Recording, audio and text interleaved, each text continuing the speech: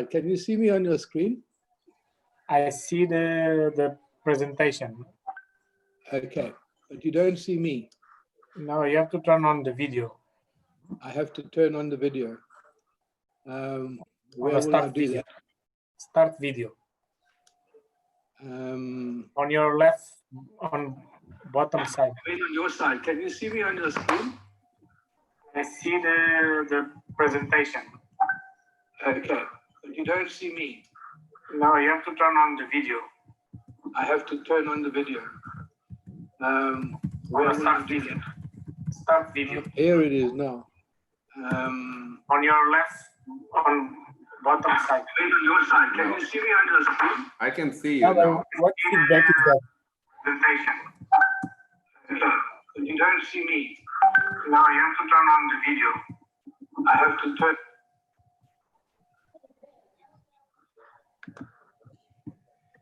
Eduardo, Okay, now I can see you. online and the link is shared on the chat. Yeah, got it. All right, so I'm leaving. Bye-bye. So, Elder, Yes? it means we are online already. Yeah, Is there a way of pausing it or not? no. Okay. No problem. It will start in 20 minutes. So Behave yourself, hey guys. Yeah, so let's wait and wait for the others. all right.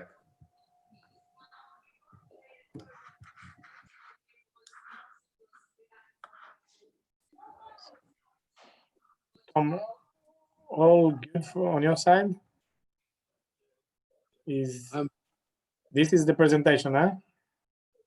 Yeah, I've got the presentation up there, Eduardo, but I cannot see anybody on the screen. I can't see you. It's only me and you for now. Yeah, because my video is on. No, I can see you. My video was not on, but You can see me. Okay, that's okay then. now you can see me No, I can't see you. on the video. No. Click on participants. Which for you now for you are probably on top because you're sharing the screen. Okay, and there you are. And I'll go more chat, stop video, spotlight video, channel. So you can see me now. Just let me see. Who will be presenting today? I'll be presenting. So I don't have to promote Jim. No. Okay, but he's here already. Hi, Jim. Yeah. Hi, Eduardo. How's it, Tom? Hello, Jim. How's it going? Are you managing there, Tom? We're trying to put me up on the screen, but I don't know where I am. Can you see your? You can see your presentation. Huh? We can see you. Yeah.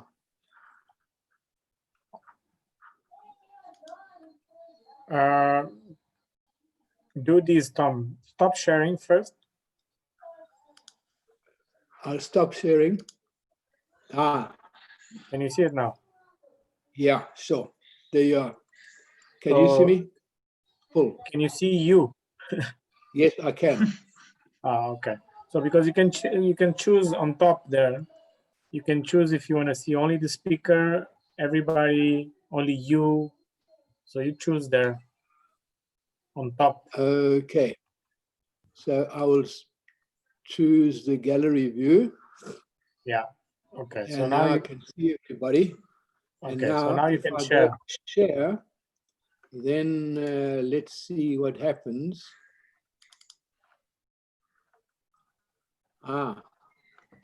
Then you guys go away. So can you see us? No. No. So go up there and touch on the participants.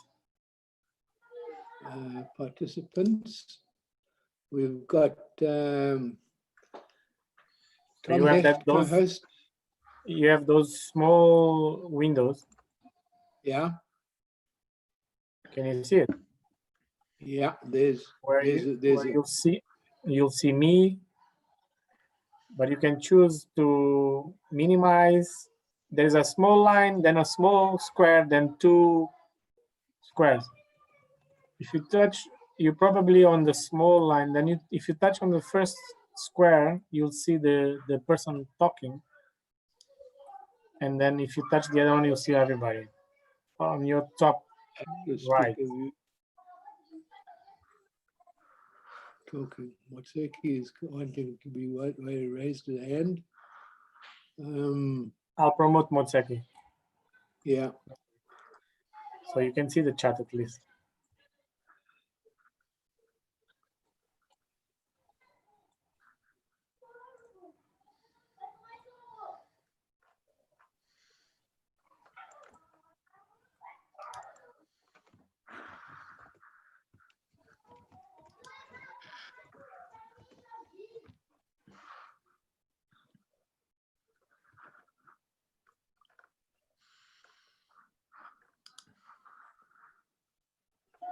Did you find it? No. Let me go to participants again. So if I go to participants, it just tells me it's panelists 3 and attendees 1. And at the bottom it says invite, mute all or more. Okay, I got it. But you need the other window, which is the window where you have the videos. So I don't know why you're not seeing that one. You have a black rectangle on your right side that says talking Eduardo. Yes. So touch on top of that square, you have one blue line, then one square. Touch on that square. Yes.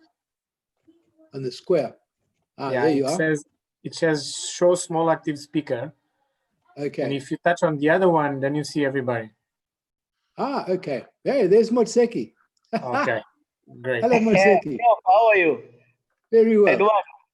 Morning, Hi, guys. Motseki. Afternoon. Hey, I've been struggling to enter, you know.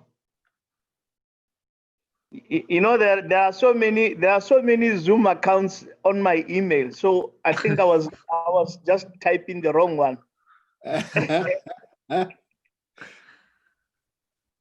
So Eduardo, Motseki, can you still see Gov joined us? Hi, Gov.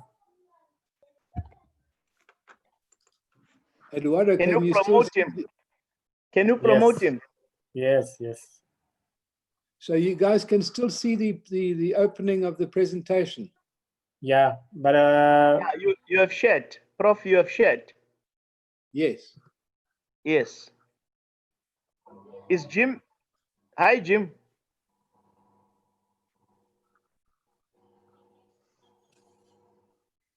Jim is around. Hello. There we go. Motseki. Can you guys hear me? Yes, Jim, I can hear you. How are you guys? How's it, Motseki? Are you well? I'm well. Welcome. Thank you. Yeah.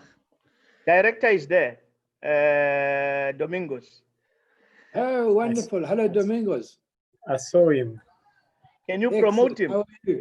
He's here. Excellent. Good to see you. Wonderful. I'm very glad you can join us. You just have to unmute. Just unmute, Director. Yes, just unmute. okay. Yes. Okay. Now it's working. Yeah. Hi, Professor Tom. Oh, it's so good to see you, Domingos. I'm very glad that you can join us. Yeah, it's a pleasure. Yeah. How are you? Fine, thank you. Excellent. Yeah. In the Nice middle and of cold COVID. up in your part of the world? Pardon? Is it nice and cold up in your part of the world? No, it is cold in the morning, but now it's warm. Oh, wonderful. So, yeah. Wonderful. Videira, how are you? Okay, I'm okay. Wow. Nice to see you. Yeah, it is a pleasure. Wow. Are you in That's Gaborone? great. Pardon? Are you in Mozambique or in Gaborone? No, I am in Gaborone, yes. No, Mozambique, no. Yeah. Even Motseki, we had to import him from South Africa to Botswana. Yeah, I know. On this side, we have rain today. Wow, that is good. I'm really, yeah, wow, right. That's good news. Yeah. That's really great. Wow. Yes, yes, yes, yes. Yes, Okay. Director, we will start in the next 10 to 15 minutes. Okay. So I will just unmute. Yeah, we were just mute. testing. Yeah, I will Yes. mute myself. I have very quick things to do, but I will quickly come in. I will not get out, but I will be here. Yeah. Yes. Moteki, is Mr. Madala joining us? Yes, let me contact him.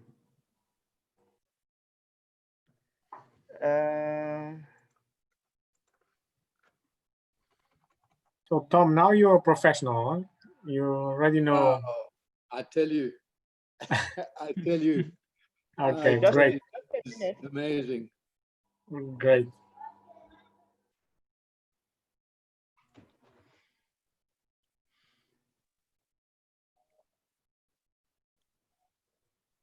Oh, Zoom is certainly a lot better than Skype, eh? Yeah, I really like. I really prefer Zoom than Skype.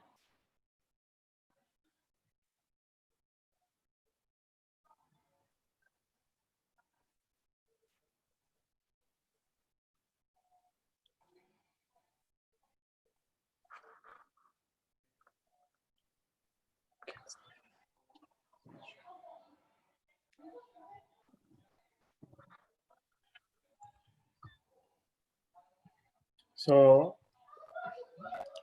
I'll be here, but I just turned off my video.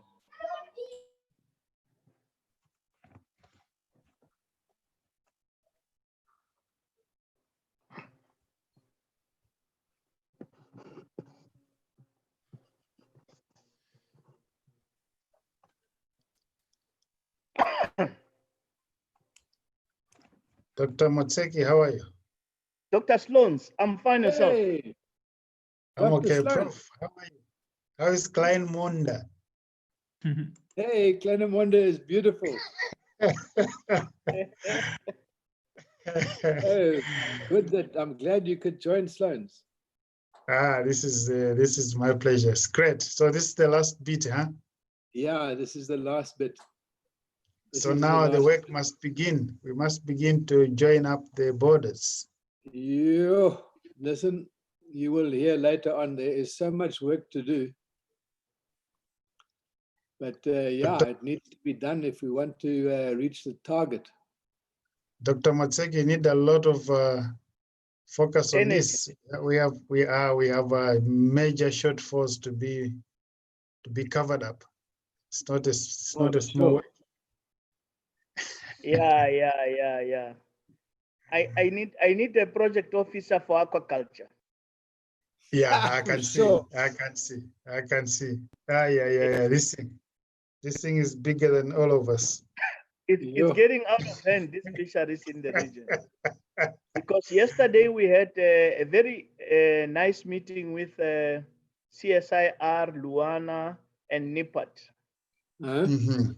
discussing the aquatic health and feed program that Luana and CSIR through Bio have developed. I think Sloan's has been part of that work as Yes. well. Yes. Yes. Yeah, so yeah, it's getting out of hand. And No, but I that in think itself is too much work as well. But I think we need to align. I think the approach is good because actually we are tackling the building blocks of this sector. So once all these are joined up, then we need a coherent plan to move forward. And I think that coordination across the countries is really, really critical. It's Well, very critical. I also think that we now know which building blocks to start with. Well, I think pretty much. I think from this report, I think pretty much we know, especially actually those value chains, the ones that are really quick wins. I mean, they have low hanging fruits. Yeah. But I think this is, Dr. Motseki, this is where we need the major investments from the banks. I hope FDB will be forthcoming. Well, that's our only hope. I mean, World Bank is too far. We are developing a program with them. Okay, great. Yeah, so that's this good. will form a major part of that. Mhm. But it's part of expanding the commitment they made to support MCS Center in Mozambique. Ah, okay, good. So they are layering aquaculture on that. And they also mentioned issues around inland fisheries. But we're still gonna refine it further with Ahmed. No, but actually I like that approach because actually it's now even better for Malawi because I think if we use that as a carrot to sign the commitment, Yes. then I think it's going to tie in very well. Yeah. Yeah. Unfortunately, That's- all of these things are tipping at the point when I'm supposed to go back to my country. No, you can't go back. You can't go back. We'll not allow you to go. You're not allowed to. unless SADC moves the fisheries office to Pretoria, then yeah. No. Oh, no. They can't That take you would be- away. That thing is going to Yeah. die. Yeah. Sloans, Yeah, what can I'm we I'm do? worried. What can we We've do come to a long prevent way. that, Sloans? No, I think what we can do, if there was a way to, because I mean, South Africa is a chair of African Union this year. Yes. So I think this is the time to actually make a justification for some of these technical programs so that they should be built from the sub-region. And aquaculture fisheries is one of the key priorities of African Union, but it must be built from the sub-regions. That's Yeah. true. Yeah. So having South Africa posted an officer at SADC is really critical, and this must continue because it will be the legacy that South Africa is building, is living in the SADC. Yeah. We need to be in touch with the key people who are managing this. Otherwise, you can't go back. Jeez, it's going to be a disaster. Do we know those guys? Unfortunately, there's time for everything to start and there's time for everything to end. I hear you. I hear you. Prof, we know them. Well, I think they announced their names at the beginning of this year. I think they're in the presidency or they're in DECO there about these guys who are actually managing the African Union chair. Yeah, they are in there. Yeah. They're in DECO, yeah. So yeah, so it might be good to reach out to them so that they know that this thing is big. Exactly. And it needs somebody who understands the full implications of it and who also understands and who has a very good understanding of the region. Yeah, absolutely.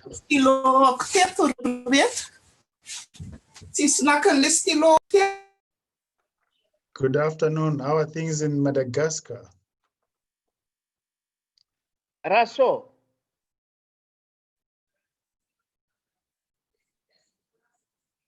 Bonsoir. She's lost. We've lost her.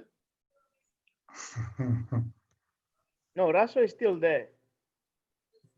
Yeah, I see her yeah, there she is. Hello, Raso.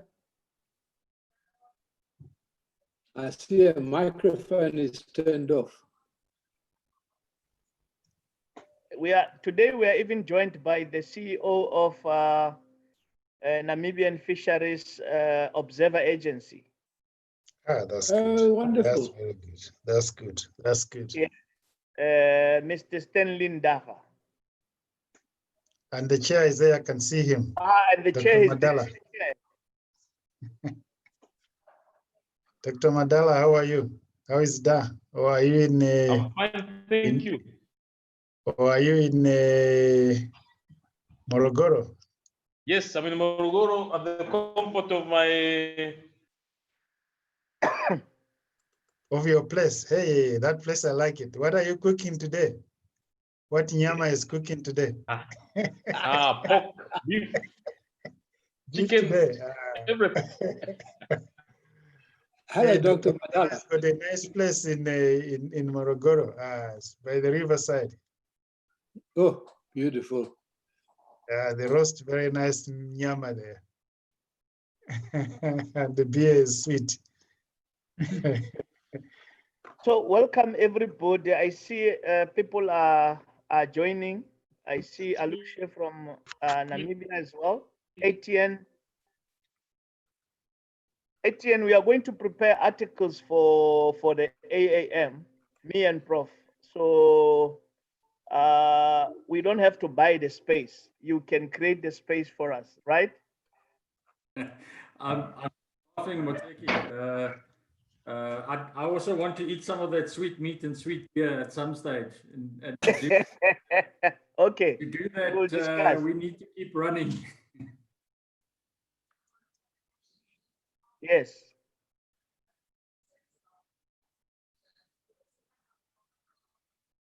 And we are also joined by Edith.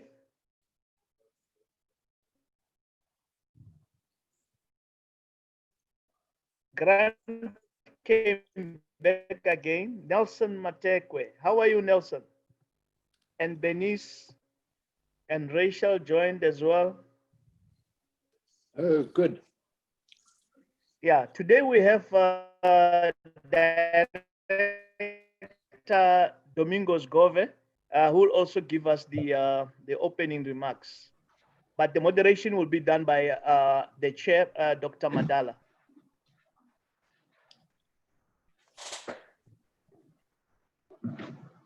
Thank you. Here. So, Prof, when you are ready, just tell me. I have 3 more minutes to start this meeting. I am ready, and for Domingos to make his opening remarks, and then I'm ready for Dr. Madala to take us forward.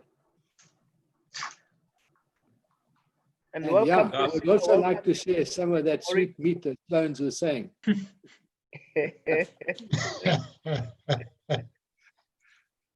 Yeah. Yeah, This, so who Yes. is it on? This webinar is also available on YouTube. The link has been shared, so you can share with your colleagues and your contacts who won't be able to join in. They can watch us live on YouTube.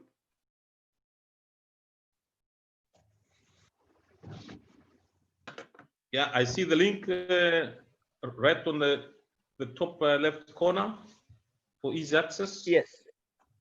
Yes. Okay. So when you are ready to go, please let us know. Okay.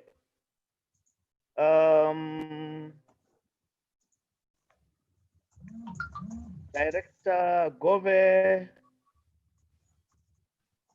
Yes, presente. Oh, okay. Thank you very much. So perhaps I should start. Welcome to everybody. Thank you very, very much for making time. This is the third webinar in our series. You will agree with me that the first and the second were really high quality work that has been presented. And also we're looking forward to today's wrapping up and providing way forward. Today I've requested Director Domingos Gove, who is my boss at SADC Secretariat. He's been very instrumental together with Director Industrial Development and Trade in the Secretariat in pushing this study. Myself and Kalicious, who has been in attendance in the previous sessions, we were just the foot soldiers to push this work. And we've been doing this work together with Advance Africa, who have taken the technical lead, and they've worked with national aquaculture contacts in SADC member states. We really appreciate the time they afforded the consultants to provide necessary information, to help identify where are the bottlenecks and how these bottlenecks can be unlocked so that we further develop a sustainable aquaculture sector in the region. We've been saying aquaculture is the future. We are at a rally point where we want all hands on deck because for us to be able to win at this, we need to properly coordinate all our regional efforts. We have leadership from the African Union as well as their development agency, NIPAD. And we have technical support also from our partners like WWF, Advance Africa, FAO, and other partners in the region who are ready and willing to support the work that we do. African Development Bank has made a commitment to support countries and also the region in ensuring that we win at aquaculture. The work that they have done in Zambia is already showing. For all of you who knows, African Development Bank has been really instrumental in providing support to the aquaculture program in Zambia. I know there have been engagements in Malawi, but I think they'll get direction from what comes out of this this study, as well as the business cases that will be developed going forward. So without further ado, I would like to introduce Director Gove before I give over to the moderator to give us our welcoming remarks, because he also has to dash to another meeting. You know, during COVID times, it's meeting after meeting because we are unable to move around. So moving around is joining in and joining out.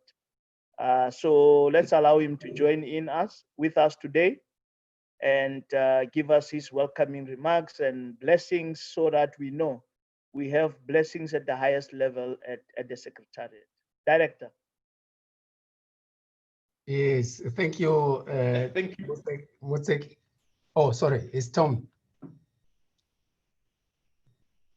Professor? Yes, I'm here. Okay. Okay. Thank you very much, Mutseki, and I would like to thank all the participants deeply from the heart. Habari za mchana in Kiswahili, boa tarde in salama, boa tarde in Portuguese, bonsoir. I hope I'm correct in French, and good afternoon, obviously in English. I can see that we have the gurus of aquaculture. I can see Professor Tom. I can see what we call Papa Samaki. It's around us here, and different experts from different countries. Edward, it's a pleasure to see you again from Mozambique. My name, as my colleague has indicated, is Domingos Gove. I am from Mozambique in terms of nationality. I really, from my deep heart, I would like really to be all the time with this very instrumental team that is really moving with this process in the region to change our thinking and to adapt to the reality. I mean, when we talk about fisheries, it's no longer the wild fishery, it's mainly aquaculture, and this is not the future, it's the present. If we're addressing the food and nutrition security, normally when we speak up in terms of agriculture, which includes fisheries and aquaculture, we speak about food production, but I think in our region, we have to speak about food production and equally at the same level, nutrition, because that is the reality. We have challenge in terms of starting and so forth. In terms of my background as a person, I'm former small-scale fisher myself. I was born in suburbs of Maputo. And for me to survive in that poverty in my neighborhood, including my family, I had to go every day to the to the beach and collect bivalves. And I would be selling bivalves to the women that were selling bivalves in the market of Lourenço Marques, which is currently called Maputo. And then I would use the money and give my mother so that it could buy also something for us to eat, but also to buy some clothes for myself to go to school and so forth. And there was plenty of bivalves in estuary of Espírito Santo around Maputo. And I was really one of those. I was young, but I could challenge even the adults in terms of the amount of bivalves that I would collect every day. I was really very specialist. I would use my two hands with a bar of metal, but also would use my own feet to feel whether the bivalves are not there or not. And even assessing whether they were big or smaller so that they can maximize the collection of the bigger ones. And at the same time, my whole neighborhood, they were being employed in the suburbs. There were some industries that were coming in, but all of them, they were small fishers at a certain time, because at night, after they have left their work, they would go to the beach and set up the nets and so forth to collect fish. And it was really very abundant. It's not that reality now. I passed through that area. Now I have moved to another suburb called Matola or Belo Horizonte, which I passed through my former area where I was born. And I don't see anyone now in those beaches collecting bivalves, because they are no longer bivalves. The deep and dense mangrove that was there is no longer there. So, I mean, it is exactly the place where the toll gate has been put between Maputo and Matola. So this is a small example that the wild fishery, it is a history. Fortunately, I'm happy to be part of that history, but the current reality shows us that we have to move for aquaculture if we want to eat fish and have minerals and so forth. So that is my small history, just to introduce myself as a person. And I would like to thank you deeply for your attendance to this virtual meeting. We do know that you are busy with too many pressing issues, and which are priority for your work and for your life, but always you make time to attend these meetings, and we really appreciate that. And we know that when you participate, you want to see a change tomorrow or yesterday. I want to encourage you to continue to put your knowledge and experience and sharing and so forth. Change will come. Let us not bother with time, but it will come, because you are addressing an area that is really the present. If we're addressing food security, mainly in developing countries and mainly in African context. So thank you very much. I know also that these meetings are part of the commemoration of the 40th anniversary of SADC. I'm sure that you are better than me. You understand really the history of this region. This region, as you all know, I mean, it started as a political war from the region with the frontline states, and they were really very successful. They contributed as part of the, I don't know exactly how it's called in English, but it's African Union Organization or something like that, OAU, which was based in Tanzania, the Subcommittee for Liberation of Southern Africa, and led by a Tanzanian called Hashim Bita for 20-something years. But the countries like Tanzania, Kenya, Tanzania, Zambia, and Botswana, they led the process of African Union to liberate Southern Africa. And we are part of this liberation. I mean, Angola, Mozambique, Zimbabwe, Namibia, South Africa. This was really a commitment, full commitment of these poor countries that they united and they liberated. I think it was more challenging because that liberation meant, how can I say, loss of life. But these countries, they were united and they moved. And I don't think when we are talking about the regional integration where we're addressing social and economic aspects, we can have any doubt that we will succeed. Because I think we have jumped more stressful and more demanding challenge, which was political liberation. Now we are going to social and economic. Of course, someone will say that the social and economic war it's more demanding. I defend that. It's not easy, but it's possible. And I think the stamina of the region, and now guided by well-informed scientists, will make a breakthrough, and the poverty and whatever we are having now, it will be history again, as the same history that I've shared with you recently in terms of my growth as a bivalve collector. So whatever we're discussing is part of that same objective of liberating economic the region and so forth. So the 40 years, we can question whether we have done something or not. Whatever answer comes, it's acceptable, but I think we have to do more and more every year, and these meetings are part of that. As far as agriculture is concerned, we do have what we call the SADC Regional Agriculture Policy, which was approved in 2014. And for its implementation, the SADC member states, they approved the Regional Agriculture Investment Plan, which is being implemented every 5 years. So now we're implementing the Regional Agriculture Investment Plan 2017-2022, which is the first one to implement the Regional Agriculture Policy. And it has 4 objectives. And one of the objectives is the improving of production, productivity, and competitiveness of agriculture. And I think whatever we are discussing today is part of that. We fully recognize the role that the aquaculture has in terms of food production. We have to address productivity, and it has to be competitive so that it can sustainably feed our communities, but also it should be a goods for trade within the region and outside the region, including international markets.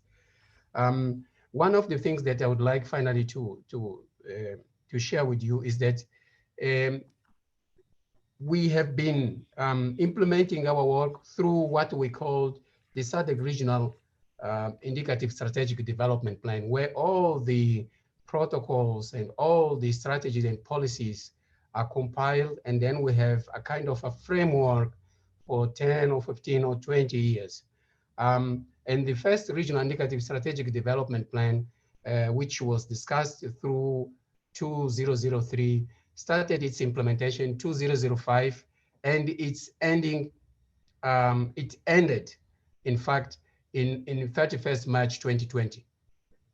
So currently we are finalizing the new Regional Indicative Strategic Development Plan, where the SADC Regional Aquaculture Strategy and Action Plan is there, where all aspects related to fisheries protocol are there and other areas, and put as a framework so that we can pick up from that framework what actions we have to implement every year. And then it is assessed every 3 or 4 years so that we can move forward. We are finalizing now the documentation to submit for the Council of Ministers of SADC and the Summit of Head of States and Governments of SADC in 2 weeks' time, where Mozambique will now assume the chairmanship. Unfortunately, it will be done virtually. This is the new reality, and I think everyone has to, to agree the situation. But the new strategy will be adopted in 2 or 3 weeks' time. And that strategy moves the agriculture, which was on 4th pillar in the strategy that ended in 31st of March. It moves the whole agriculture sector, including the fisheries and aquaculture, from pillar 4 to pillar 1. So when we're talking about the priority of the region, agriculture will be in pillar 1, which means that it's a recognition that whatever you are doing in aquaculture, it's being seen, and it's recognized that it's really very important if we want to transform the region and beat one of the big enemies of the region, which is food insecurity and nutrition, which it's really very challenging. So I wanted to share this with you just to emulate the work that you have been doing, because this is not something that was taken just from the air. It's something that is taken from the work that the region is doing, and it's showing. And I think the aquaculture sector has to be congratulated for the good work that is doing, and which results are starting now to come up. For example, if you compare the aquaculture production in the region, which is still low, you can see a trend that is coming up. And we are sure that there will be, in very near future, a time that the aquaculture production will be more than the wild fishery, and moving to the right place that it deserves. So I would like to thank you and indicate that the work that you are doing, the advice that you are doing, helps to inform all the decisions that the member states are taking. And well done. And we are looking forward to continue working closely with you so that we improve the development of this sector, and with the benefits for the region, and finally for the regional integration. Thank you very much, and sorry for taking a long time. Over to you, Chair.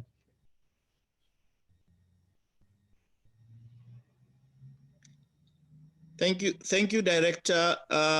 I would like to hand over now to Dr. Madala, who is the chair of the Aquaculture Working Group.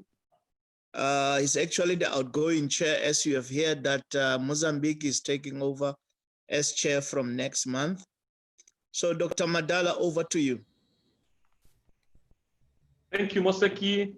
Thank you, Domingos, for a nice opening remarks.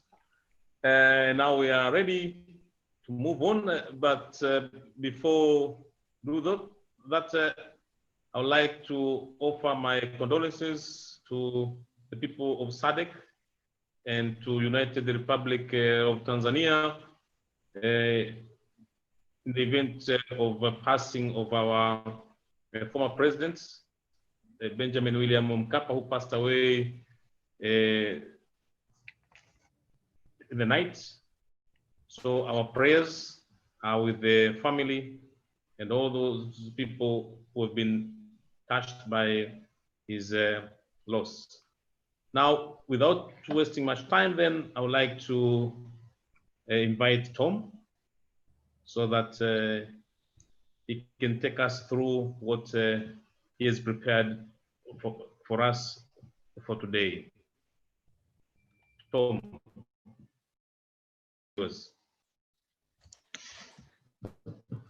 Thank you very much, Dr. Madala, and thanks also to Motseki and Domingos for these opening remarks, and particularly emphasizing the importance of growing agriculture and aquaculture production, and most importantly, the regional recognition of its importance. So we sincerely hope that this study will make a contribution towards that particular goal. Today's webinar is the third in this series, and basically wishes to define what we have learned and where do we go from here. Before I get into that, I would like to thank all these very many people who really made it all possible. Our country focal points, our sub-consultants, and our aquaculture network throughout the region, and of course then most importantly the Secretariat who guided us in undertaking this work. The aim, just to recap, of this entire study was to provide a very broad scale and holistic perspective on the issues that either support or constrain aquaculture development, and also to examine the existing and future aquaculture value chains in the SADC region, with the ultimate goal to determine how do we expand this this particular sector, and how do we do it efficiently, and how do we do it sensibly without adopting a silo approach.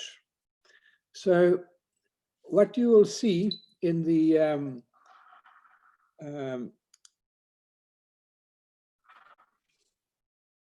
what you will see as I go through the various the three sections of this particular study.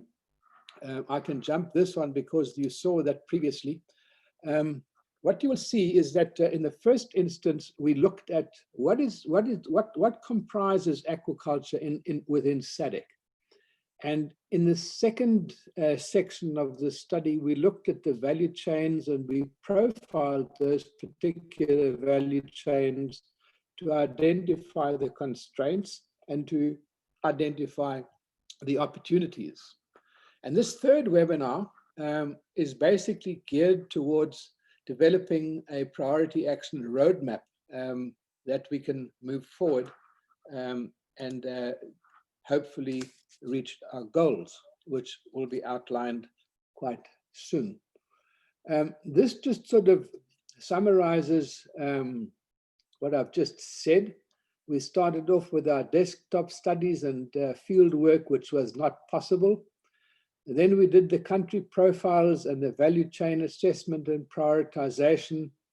And we looked at production targets per value chain and per cluster, with which we then ultimately came out with a vision for SADC aquaculture in 2030, which was round about 355,000 tons of production, you will recall from webinar 2.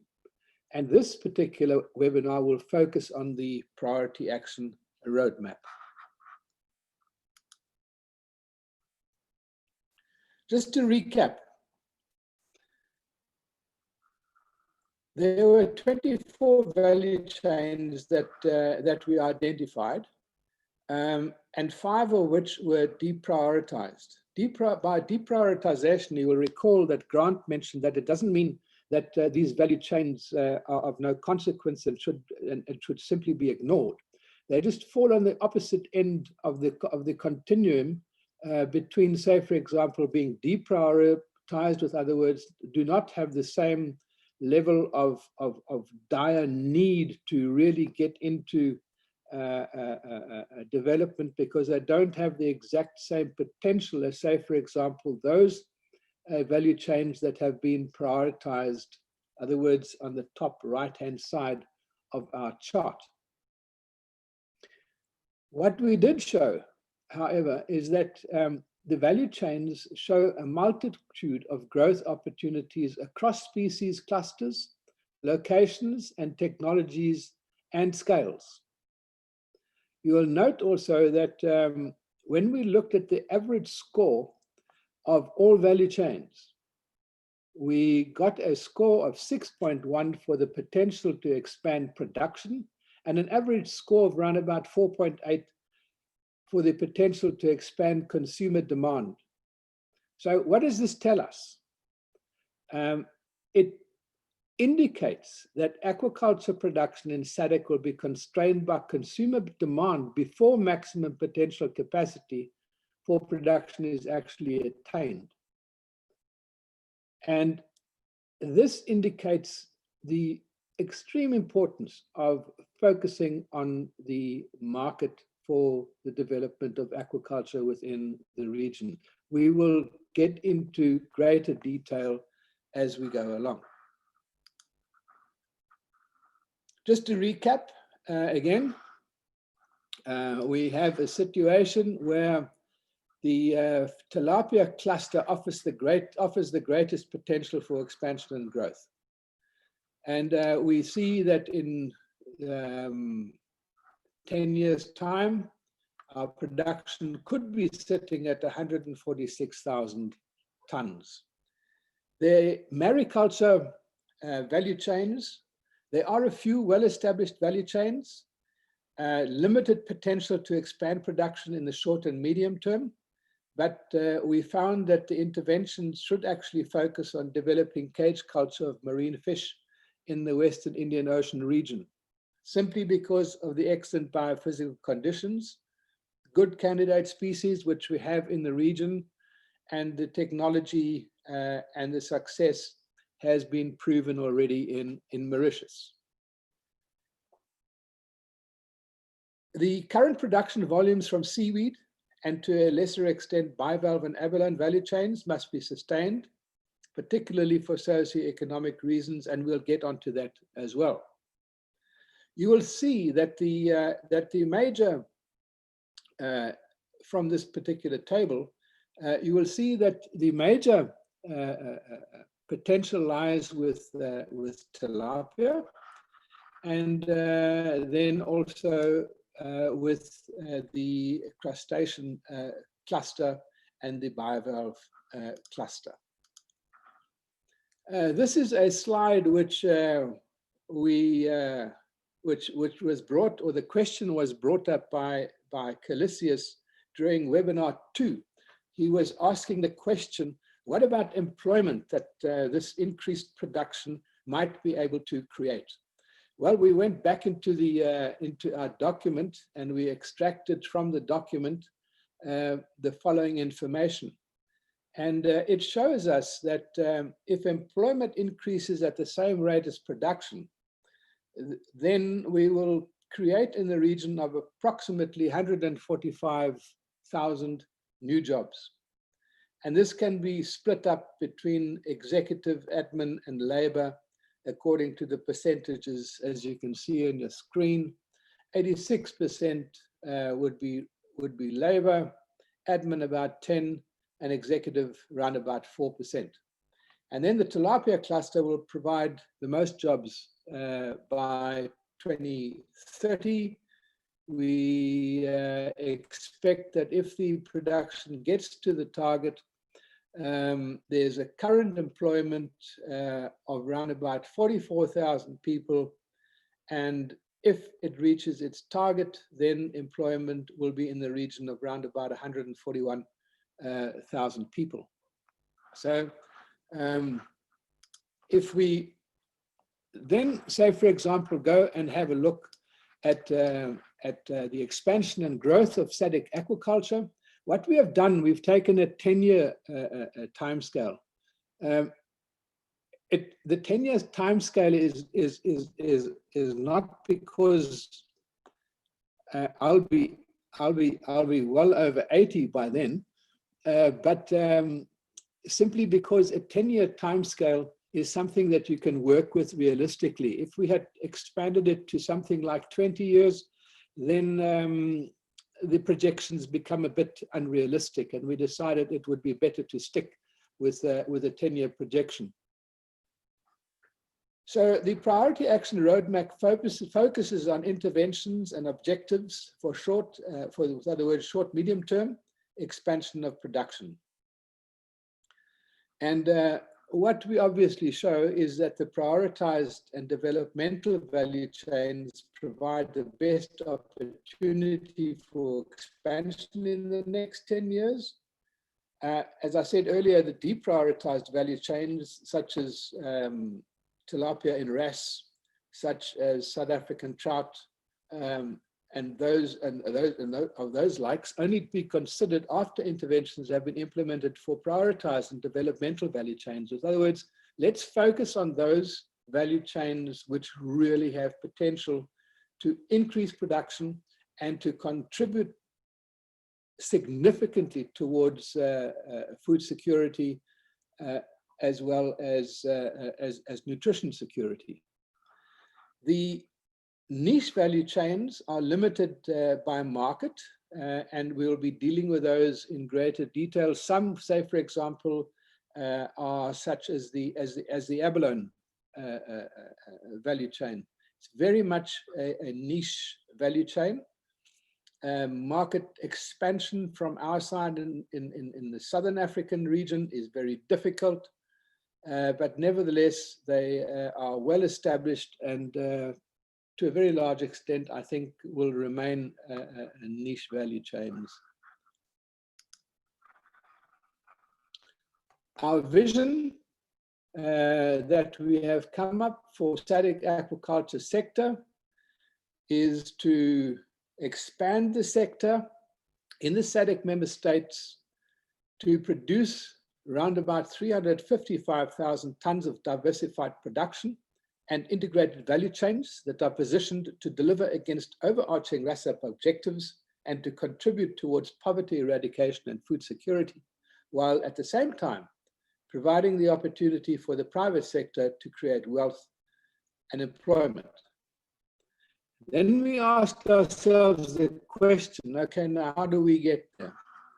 And let me take you through that particular priority action roadmap, which we have come up with.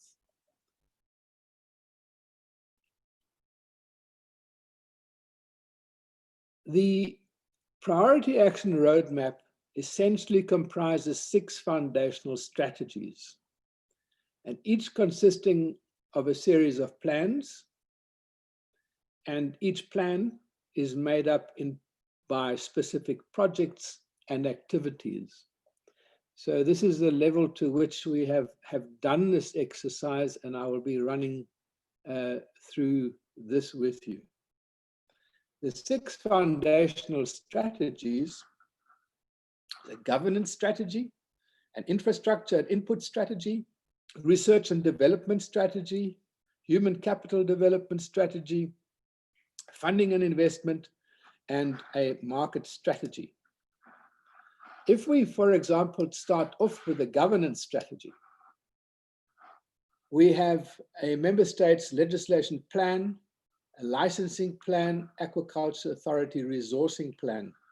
Each one of these particular plans, sorry, let me go back there, then has several projects. The member states policies and regulations project, member states regulations harmonization projects.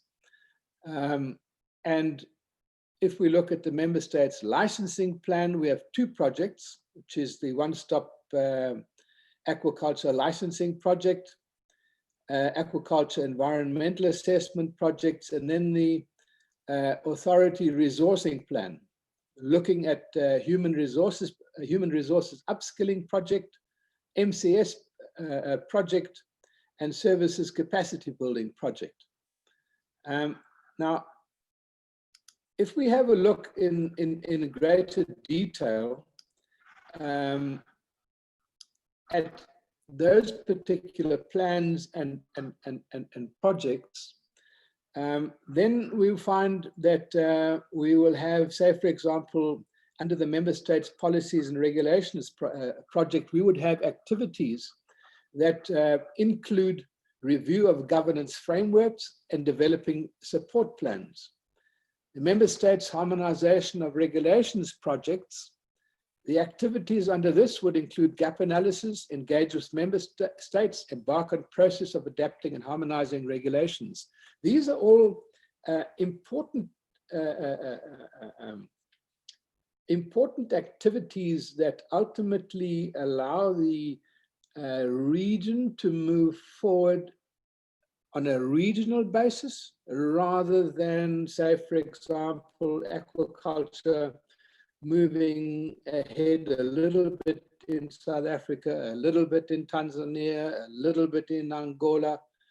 If one approaches it as we've done here, we envisage that the sector can actually move forward on a regional basis. If we have a look at the member states licensing plan, I'm not going to run through each and every particular project and activity. I just want to highlight a few of them. If we take the aquaculture license one-stop shop project, we decided on this, the activities under this would include reviewing it, reviewing the current situation of license applications, training, the creation of one-stop shops, associated documentation and communications framework.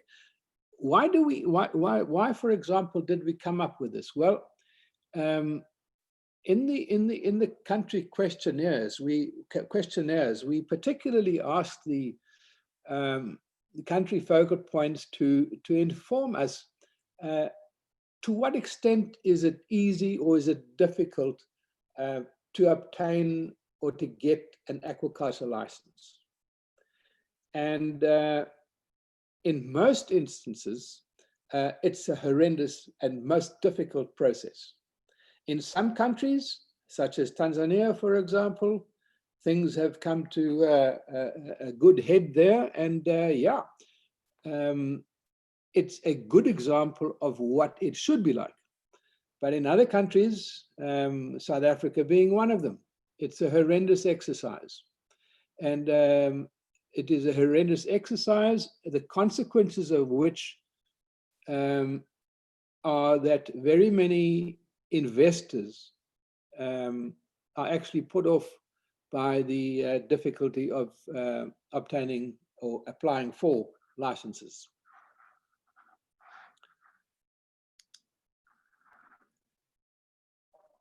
The Aquaculture Authority resourcing plan, which you saw previously, again, there are a number of projects, like, for example, the Human Resources Upskilling Project. Human resources for aquaculture within the SADC region are really few and far between. There is a need for activities to undertake a gap analysis to identify the missing skills, and to develop training opportunities for administrative staff, and a rollout of a set of online courses, not only for administrative staff, but also for scientific staff, which you will see later on in the research and development strategy. There are very many skills which are missing in order to develop the sector fully within our region. Obviously, monitoring, control, and surveillance, that particular project also has certain activities where MCS teams should be resourced. What is the current situation with MCS in the country, and what resources need to be developed to improve monitoring, control, and surveillance of the development of the sector. So if we have a look at the infrastructure and inputs strategy, there again are a number of plans that need to be addressed: the sites plan, an infrastructure upgrading plan, an inputs plan, software data and management plan. And each of these again has several projects that need to be addressed if we wish to fully address that particular strategy. Now, if we just, for example, have a look at the infrastructure upgrading plan, number 2 on this particular slide. There, for example, the aim would be to plan infrastructure projects to address projected capacity limitations that could cause bottlenecks in the production and flow of products and inputs. For example, we need to look at border post upgrading projects. There are numerous instances where facilities, systems, and resources at border posts could be improved quite substantially to ease the flow of aquaculture products that pass through these border posts. Not only aquaculture products, we have experienced the same in our recent studies on the value chains in the Great Lakes region, where we were looking at fisheries value chains. And border posts do present significant bottlenecks. There's also, under the infrastructure upgrading plan, one needs to look at projects such as the fish market upgrading project. There is a definite need to upgrade the requirements for existing fish markets at strategic locations. And also there are requirements for new fish markets at strategic locations. These need to be identified and then developed as the industry grows. If we say, for example, take the tilapia cage culture industry in Lake Kariba, it has led to a significant number of new marketing initiatives that had to be addressed by the individual companies. But had there been greater support, we are of the opinion that things could look much better, and not only in terms of the distribution of fish, but also in terms of the distribution of greater volumes of fish.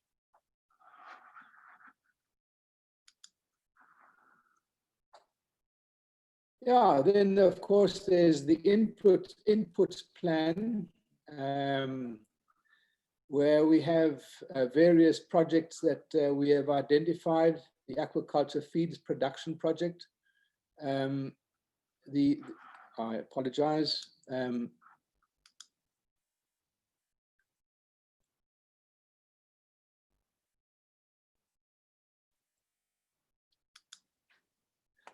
we are. The aquaculture feeds and production project, a seed supply project. A seed supply project is a huge thing, and it is one of the pillars upon which the transformation of smallholder aquaculture to small, medium, and micro enterprises absolutely depends on a successful seed supply project within very many of our countries in the SADC region. At this stage of the game, if we have a look at hatcheries that are operated by fisheries departments, very many of these hatcheries do not supply the quality seed that is required in order to improve fish growth and fish production. The SADC Aquaculture Technologies Development Project. We are in a situation where very many industries or very many companies that are operating within a particular value chain are trying out new technologies, but very often, due to production deadlines, due to all sorts of pressures, business pressures, never get to a particular point where these technologies are put on the table and are taken to the point of perfection and implementation. And there is definitely a need for a project to look at developing aquaculture technologies to improve production and particularly production efficiencies in our region.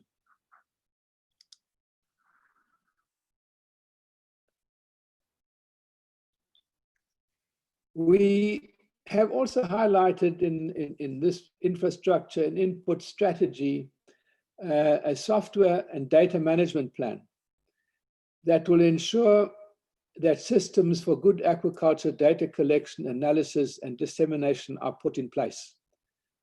So we have come up with the SAMES project, and we are of the opinion that this will really make quite a difference in terms of being able to analyze and identify shortcomings, identify areas where there are input requirements, etc., which cannot really be done if you do not have a good database of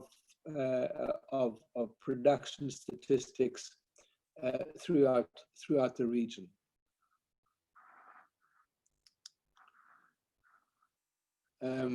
This is from our previous production. If we look at the research and development strategy, here we have a R&D facilities plan and an R&D programs plan. So under the facilities plan, we are looking at an facilities upgrading project. Under the R&D programs plan, We're looking at an alignment project, collaboration, genetic improvement, climate change, and aquatic animal health and welfare projects. And if we look at the activities under the facilities upgrading project would be an assessment of the state of readiness of R&D facilities in the member states. What is actually needed in the member states in terms of R&D facilities? Do we have those facilities in member states? Are those facilities of a standard? Are those facilities adequately staffed? Are those facilities adequately funded in order to undertake the kind of R&D that is required to promote aquaculture throughout the region?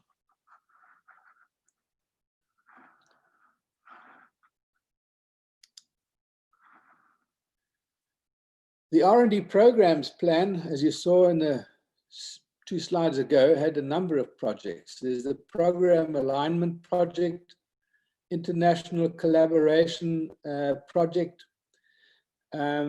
That one, for example, the activities would include the identification of and engagement with potential collaborating institutions. If one has a look at aquaculture R&D that is taking place in SADC at the moment, and we compare that to what was the situation, say, around about 10 or 15 years ago, we have seen some remarkable developments that have taken place in terms of international collaboration with various countries ranging from the Far East to Europe, UK, Australia, not so much the US, but that doesn't matter. But if we have, as I said, if we have a look at the situation now, it really has improved to what it was, say, 10, 20 years ago. But I still feel that the collaboration that is being or that takes place at the moment is certainly not what it should be or what it could be. And the reason for saying that is I've remained in contact with my academic colleagues in very many countries, and we often speak about this. And if they tell me how many collaborative projects that they are undertaking, then that sort of rings a bell to me that we could definitely improve in our region. Genetic improvement project, I don't need to go very much into that. We recently saw the initiation of the Andersoni genetic improvement program in Zambia. And then there's also one in Uganda, I think, on Nile tilapia, but that's outside of SADC. But certainly there is a great need for a genetic improvement program, even with Nile tilapia within the SADC region. And this has come out from discussions with farmers. The climate change working group and mitigation project, I think, is something which is quite overdue in terms of getting off the ground and actually making inroads in terms of research projects and making recommendations in terms of mitigating the effects of climate change, because they certainly will. Climate change will affect aquaculture within the region in the same way as it has affected fisheries.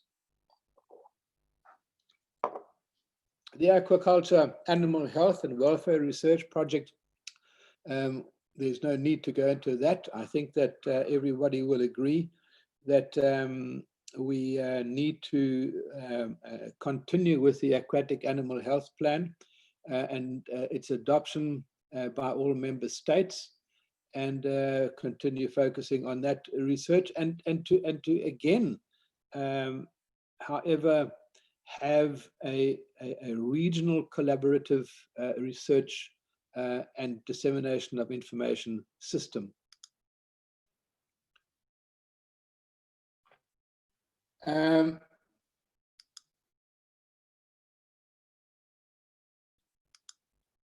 If we have a look at the human capital strategy, we have various plans under the human capital strategy: the women and youth plan, the educational plan, the entrepreneurship plan, and the public awareness plan.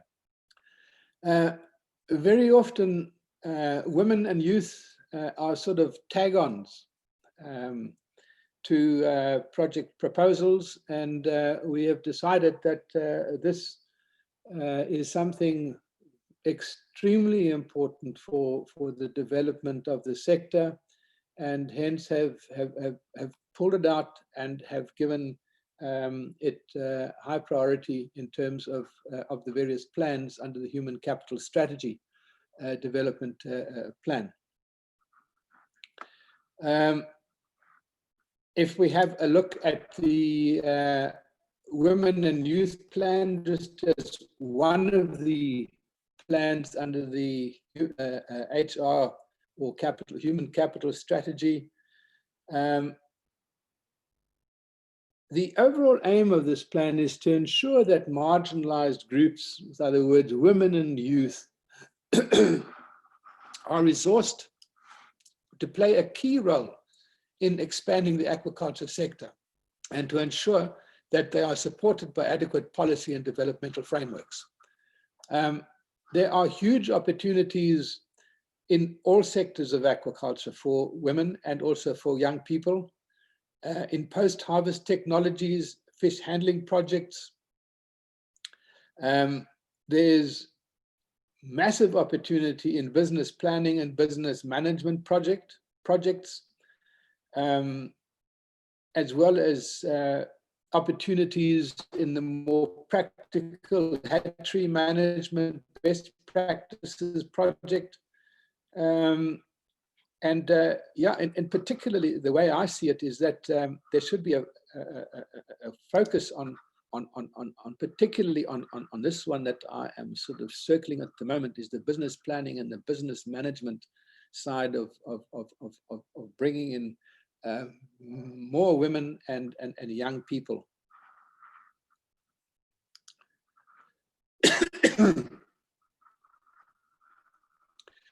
The human capital development strategy also obviously includes education and an educational plan in terms of various study tours that should be arranged not only for people within institutions and authorities, but also to include farmers, such that there is a greater exchange of ideas between farmers and also among farmers, not only within the area, but also beyond the area. Obviously, affordability plays a role here, but there is nothing better than seeing and learning rather than reading and learning.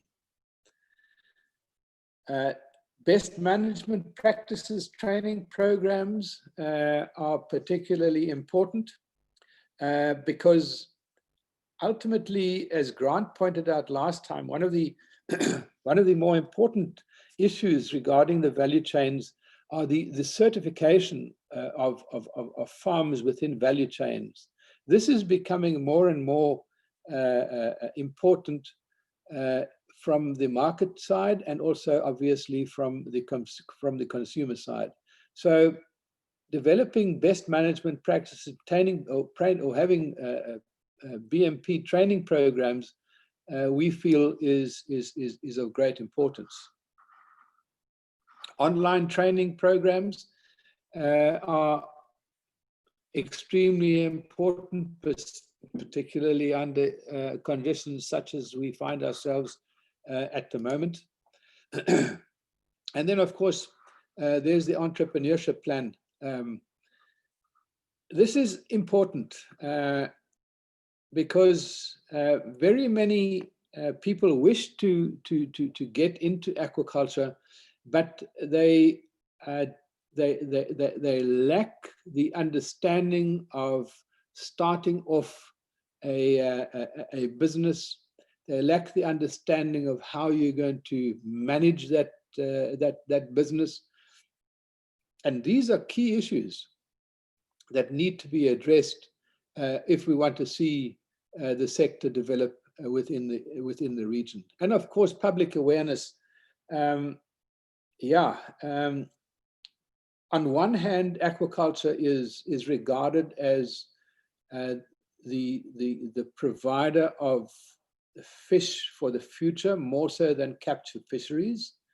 And on the other hand, aquaculture is given a hiding from various quarters.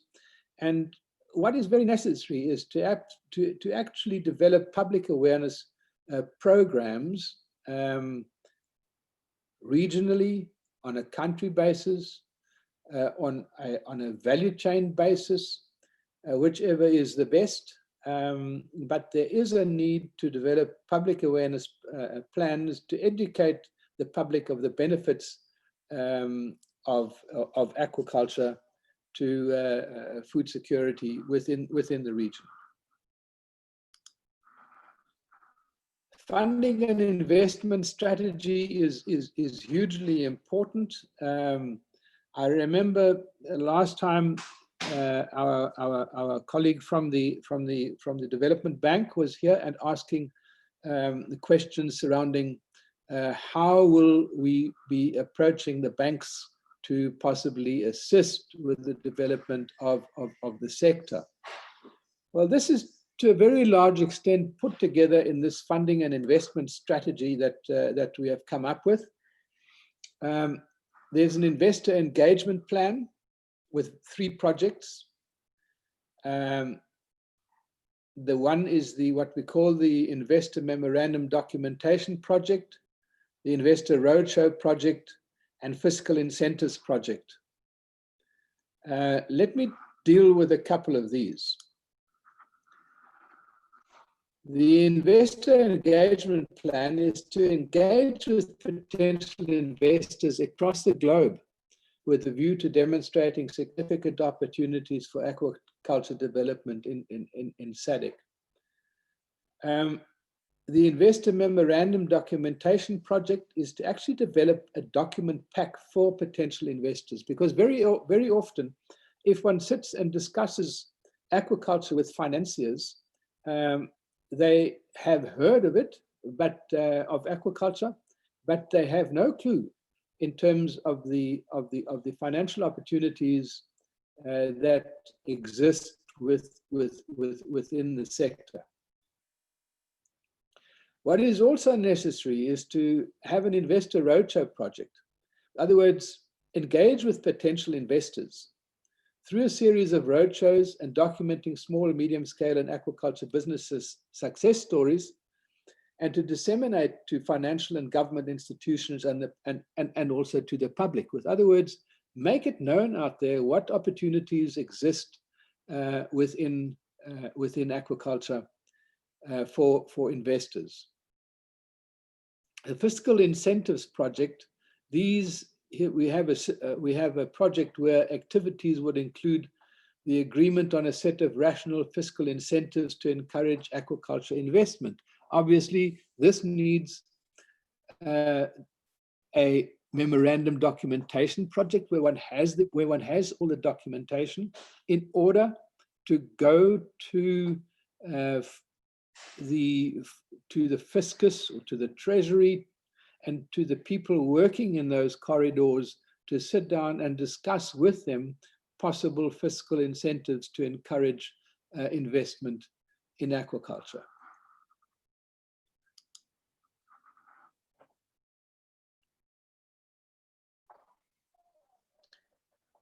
Yeah, if we have a look at one of the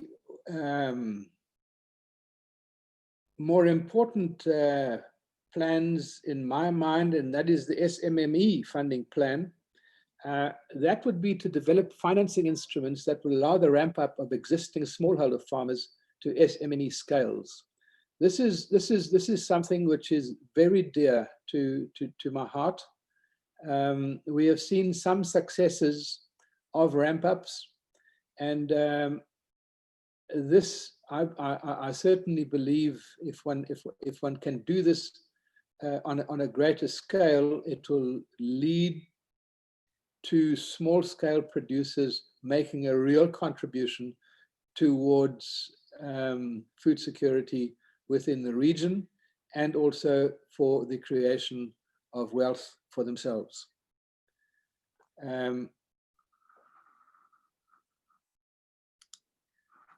If we have a look at the market strategy, there are a number of plans that need to be implemented with their associated projects. And you will recall at the beginning that we are of the opinion that at this stage of the game, the market will be saturated before we actually reach the target production of the vision. And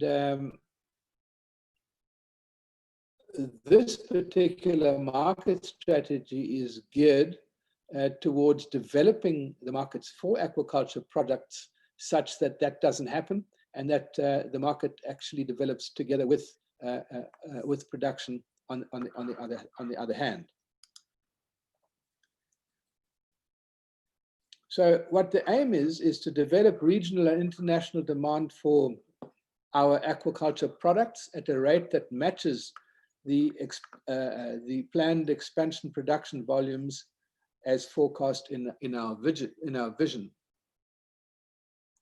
So the various plans, there's the duties and tariffs plan, there's the certification plan, which I mentioned earlier on. If we look at the certification plan and look at the certification project, activities there would include establishing regional reference laboratories to meet Codex norms, which I think is extremely important if we want to play a leading role in aquaculture on the continent, and identification and development of an appropriate certification methodology for SADC aquaculture products, and particularly traceability guidelines, and promote certification schemes. These are some of the critical issues that must be addressed in order to increase the acceptability of aquaculture products broadly within SADC. There's also the need for a SADC aquaculture product branding project. We have seen that this plays an extremely important role in certain of the value chains, like, for example, the abalone value chain, where South African abalone have really been branded collectively by a number of abalone producers. And this is to a very large extent maintaining the the abalone industry's head above water with all the competition that is now coming from China itself. So a branding project for regional aquaculture products we feel is of importance and of great value.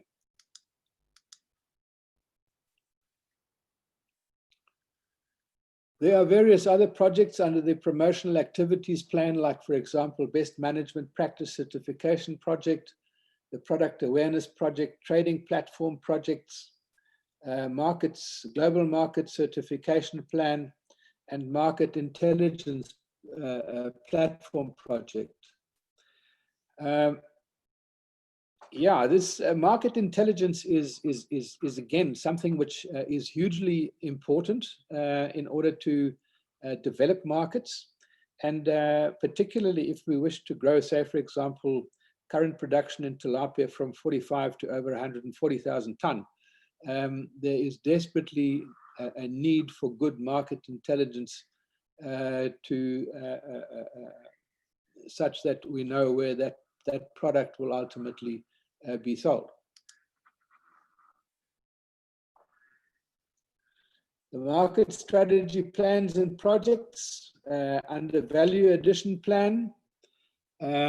Yeah, it is there to ensure that maximal economic value is created from the raw material that aquaculture produces, such that one needs to look at cold chain development projects, facility cluster projects, and importantly, from a, I apologize, from a non-food perspective, a seaweed carrageenan project, which we identified, but which we are glad to report, as Dr. Aviti Mochi was telling us during the seminar on the Tanzania aquaculture profile, is that Zanzibar is now looking at establishing a carrageenan factory on Zanzibar.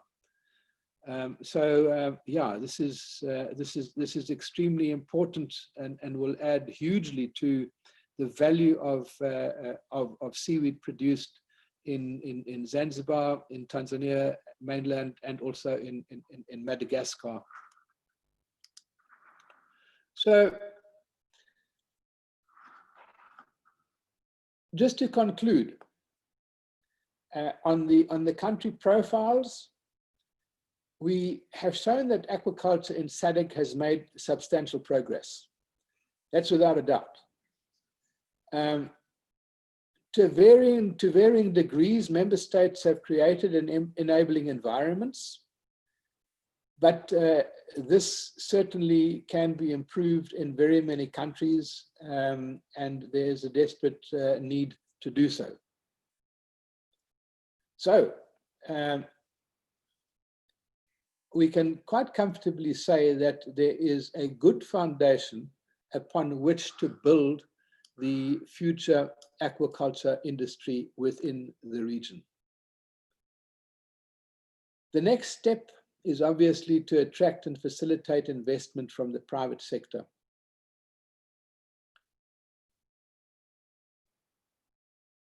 But despite the biophysical potential, the economic opportunity for aquaculture in SADC has not been sufficiently marketed and promoted on a regional basis. And there's no regional and integrated drive to market SADC region as an aquaculture destination, which has got an excellent basket of species and potential markets. The aquaculture potential in some member states is still unknown or is actually unquantified. The information on investment, licensing, approvals, and ownership is highly disjunct and opaque. Like ownership, for example, if I want to invest in country X within SADC, how can I invest? Can I be a sole shareholder? Do I need to have somebody from the home country as a partner? Do I have to have, or does that partner need to have 51% shareholding, or what can be my shareholding? These are all issues. For some countries, everything is very clear, but in very many countries, it is very disjunct and opaque.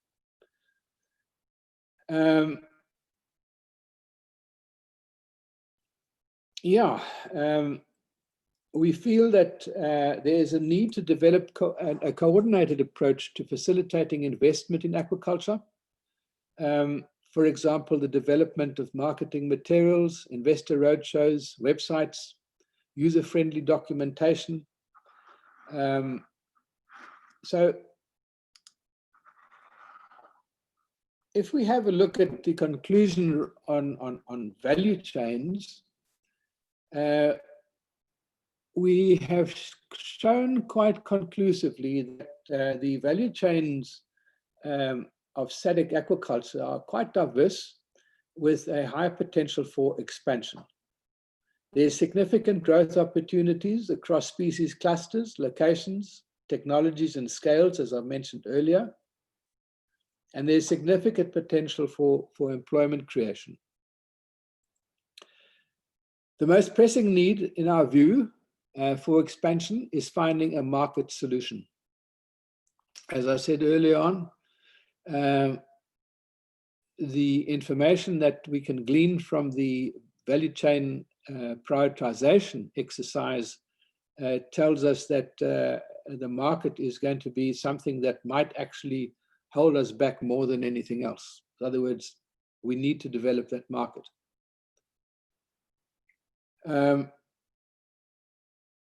There's increasing evidence of the importance of domestic markets for aquaculture products, and these need to be developed. In some countries, they're very well developed, in others, less so. There's a significant lack of market intelligence, and we believe that this is a major constraint. As we've put it here, the guessing game does not encourage investors. They want to know and they want to have certainty. And the disjunct scattershot or stop-start silo approach to industry development really needs to be addressed, and that can only be done if, say, for example, one sits down as a block of countries and actually discusses how aquaculture industry can be developed in a coordinated manner, such that there is supporting infrastructure, such that there are feed manufacturers that are available, and not have a situation where somebody sets up a farm, a huge commercial farm, and then starts wondering, where on earth am I going to get feed?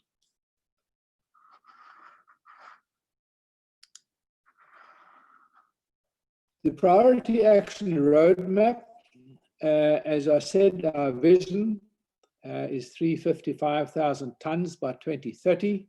The roadmap outlines a series of strategies, plans, projects, and activities by which to achieve this vision by 2030.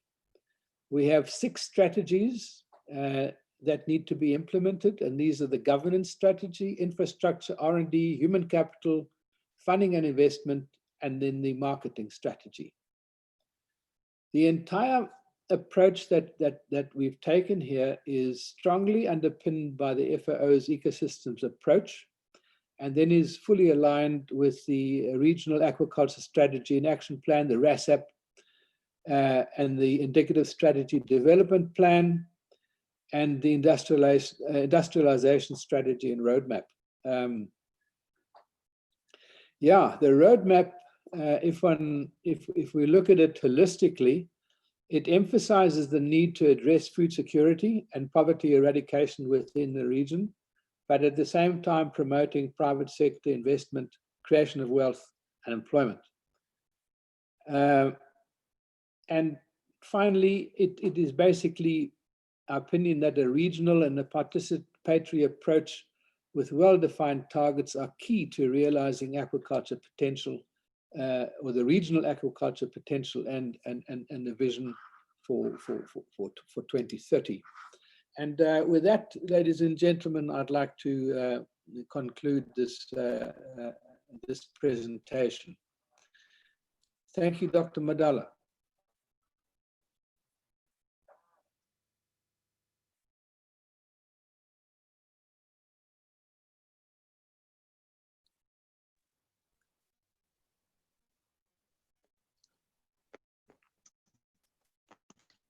Thank you, Tom. Now the discussion is open for, the presentation is open for discussion. Thank you very much, Tom. You have really touched very important aspects of developing our aquaculture value. Now, I would like to invite comments, questions, and observations from the participants.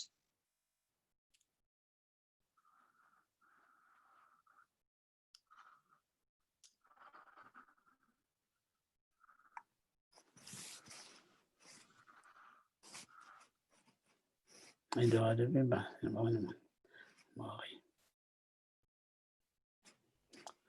Hi, can I go? Hello?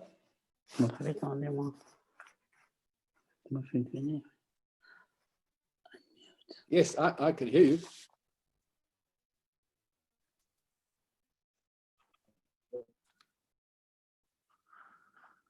Good.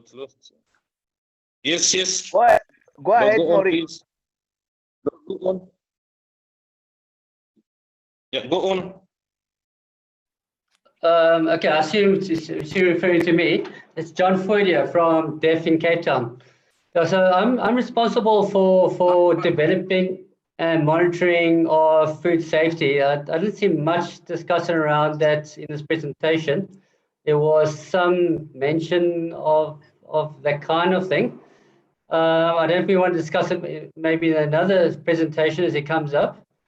But either way, the food safety costs are substantial, and I don't feel often that the producers are aware of it before they, or even investors for that matter, are aware of the costs involved in the value chain. We just had a meeting again this morning with the bivalve industry, and the bivalve industry in Saldanha Bay is growing quite rapidly, and they reckon probably by the end of the year, once all the farms are coming on board, you're looking at 1.5 to 2 million rand a year for that industry, just food safety costs. This kind of thing does need to be considered because it often comes as a surprise to a farm manager or producer when the official controls start to kick in place. Animal health costs are not that far behind it either. If you look at the OIE requirements. I'd just like to some comment on that and how we can incorporate that into the business plan. Okay, John. Yeah, thank you very much for that, John. It's mentioned in you saw it mentioned, but please bear in mind the presentation is a mere fraction of the document. It is fully covered in the document, and I quite agree with you that food safety costs are massive. Not only, say, for example, in the bivalve industry, but the food safety costs go right up to the point where, say, for example, as you know yourself, where producers actually have to go and pay to go and do analyses of feed, etc., etc. Not only of the product, but of the feed that they're feeding to the animals. So it is fully and comprehensively covered in the report, John.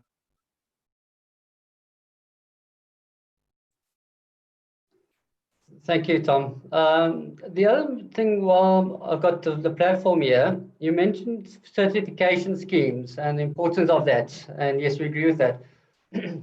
I assume that you're aware of the Codex Alimentarius. They are in the process of developing third-party certification schemes, a standard for that.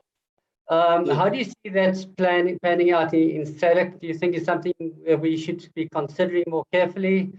I know there has been some concerns from various role players that small producers can't really afford to get involved. I'm not sure I buy that argument necessarily. It depends. I mean, it's a voluntary scheme, so they could take part. And the idea is they have to do the monitoring anyway. And all we're asking is that when they get that some scheme considers the monitoring that's already taking place instead of adding additional financial burdens. Well, if I may continue on that line, Doc Madala. Yeah, John, it's our thinking is thank you. Our thinking, John, is very much in line with what you're saying. That at this stage of the game, certification is good, but certification to a very large extent is only really possible once you have a certain economy of scale. But what smaller producers can do, if they do it on a voluntary basis, one can get a lot of information in that way, and can really make inroads in terms of getting some things off the ground for smaller producers. But smaller producers, yeah, it's very difficult.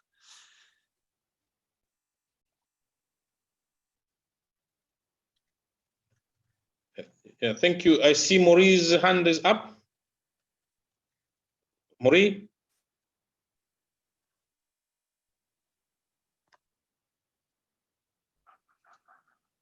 Hello, Maureen. Yeah, how are you? I am. It's okay now. Do you listen to me? It's an. Yes.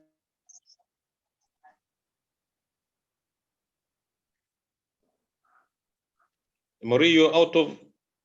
We don't hear you. Unmute. You're off air. Now, do you get me now? Do you get me? Hello? Yes. Yeah. Hello? Do you get me? Each time it's unmute.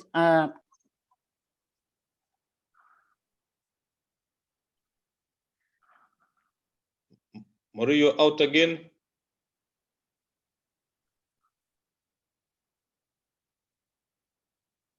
Maureen?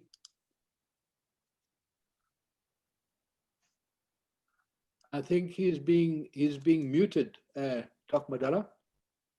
Mute. Now, do you get me? Hello? Yes.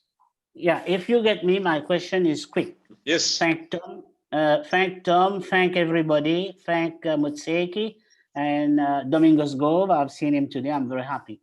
My key question is that in the prioritization plan of activities for aquaculture, there is a demarcation, I think, which needs to be shown on the small scale one for food security and on the developed one, let's say the high scale one for the export orientation. Is that addressed in the report? Because there is a certain place in point in the document, in one of the slides, where it is said that in spite of production increasing, consumption will not increase at the same rate, and then we have to envisage the market export. Is that addressed somewhere? Why is it that we can't consume locally in these countries? Thank you. Could you repeat the last part of your question? Why can't we? The last part is that you produce in your country, and there is consumption needed for seafood in SADC member states. Africa is still lacking behind the world average. And I wanted to know the prioritization of producing for local consumption and then reorientation towards the marketing strategy. I understand you should export to get money to develop, that's good. But I want to know where the demarcation lies. Why is it that the locals can't consume fish? They don't have the purchasing power? I don't know. I'm just asking that question. The issue is addressed to a certain extent, but perhaps not in the great detail that you're referring to. To a very large extent, it depends on the value of the product that is being produced, which determines whether consumption is home or regional based, or whether the product is exported. If we say, for example, have a look at those products which are exported more than that they are consumed locally, then we are talking about, say, for example, abalone, and we are talking about prawns or shrimp. Whereas products that are obviously affordable, and we're also talking about, say, for example, rainbow trout to a certain extent. While products that are affordable locally, obviously consumed locally. And that obviously depends on the environment in which you're operating and what you can do within that particular environment. Yeah, as I said, it's addressed to a certain extent, but perhaps not in the detail that you're referring to. Thank you very much. Okay, thanks a lot. Okay, bye. Okay. Anybody with a question, a comment? Maybe as the participants are organizing themselves, I can chip in with two issues. One is on the human capital strategy. I didn't see a mention of higher learning institutions and the vocational institutions. Then I was looking on the aspect. Perhaps it could also be a good idea to have a regional research agenda, which a member states then out of that they can be able to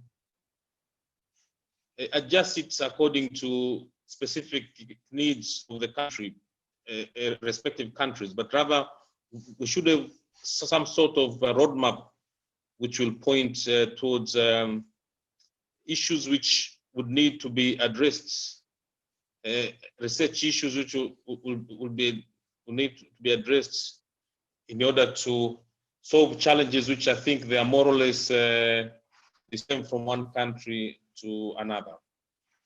Tom. Yeah, thank you very much, Doc. Great stuff, that Nazal.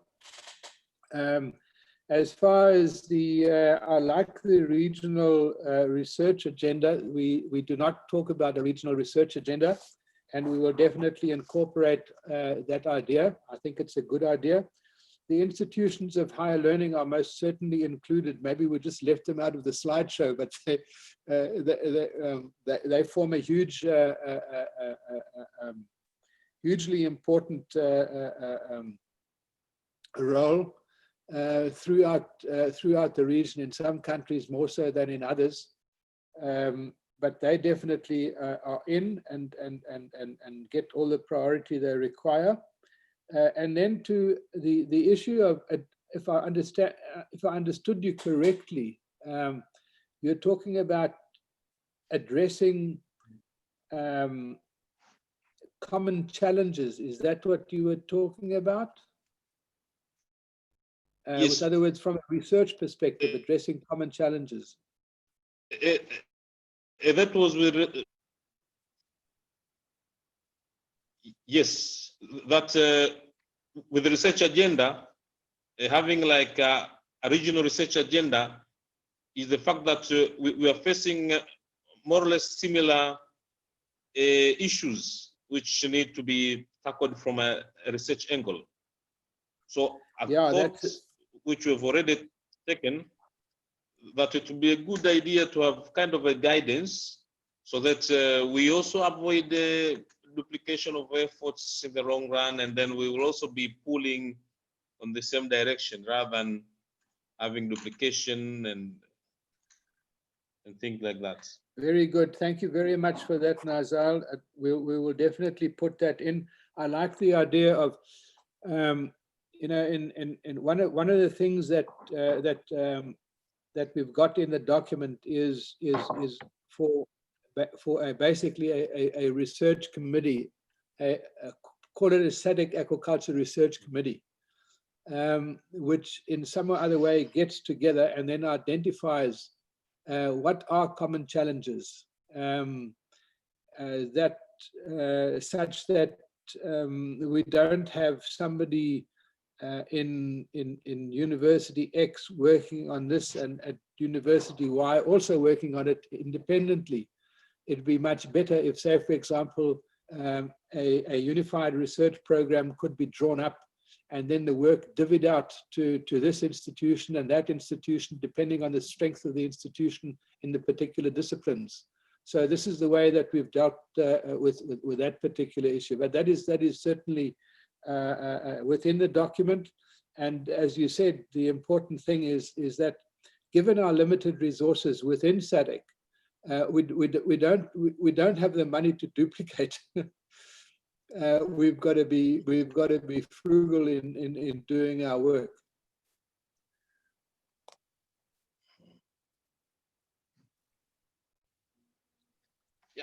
Thank you. Dear participants, do we have any other comment or question to Tom?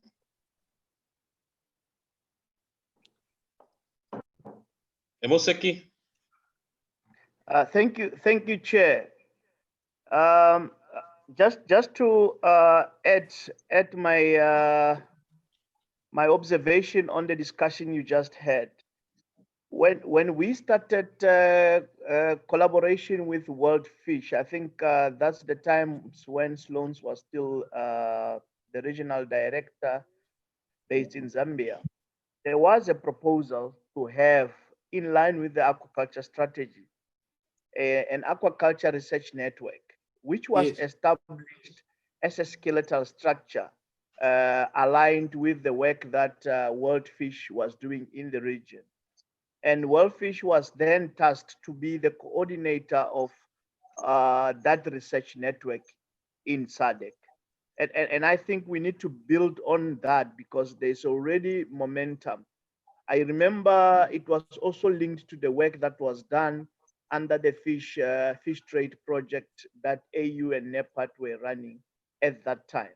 So that has built a network that already exists, and I think this concept should build on that one. Thank you very much for that, Motseki. It'll be incorporated. Sloan's, if you're listening, please send me everything you know about that so that I may summarize and include it. Okay, thank you. In the chat, I've seen a comment on whether what we are discussing is, let me just get the chat. This is from Benis.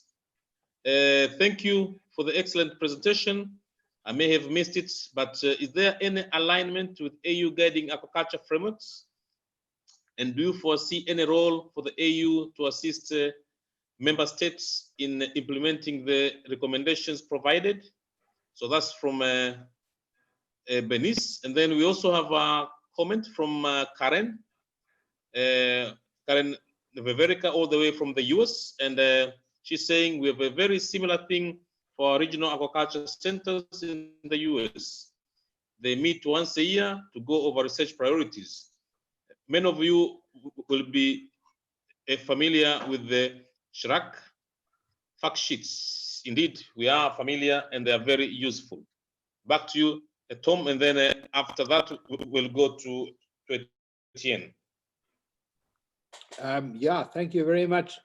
I've noted those comments and we'll review and see where they fit into the final document. As far as AU is concerned, I think that that sort of goes a little bit beyond the scope of what we were doing. In the roadmap, we're essentially identifying those things that need to be addressed. We did not look at, say, for example, institutions that would be able to support the various strategies, plans, or projects. That would obviously be undertaken once those strategies have been approved by Council of Ministers and some of these strategies implemented. So that'll be part of the work then. Yeah, so not much more that I can say on that.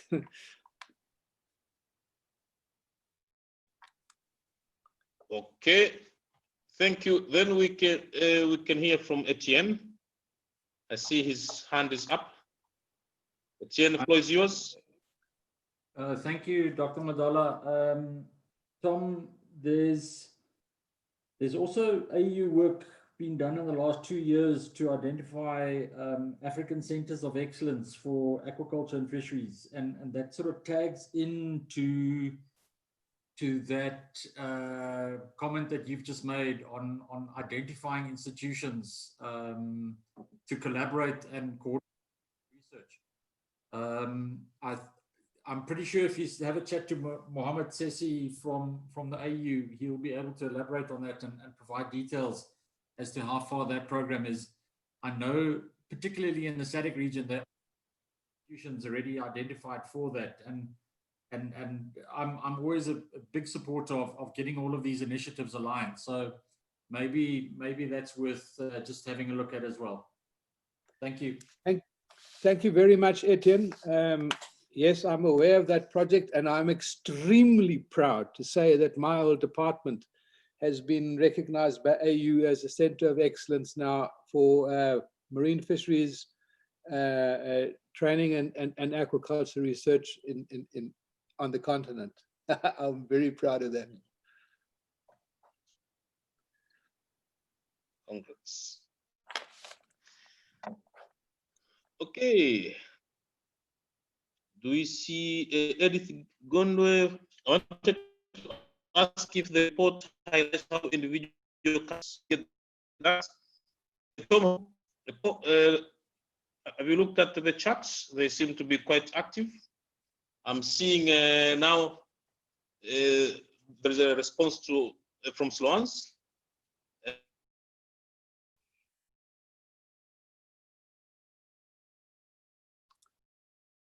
I didn't quite get what you were saying, Nazal.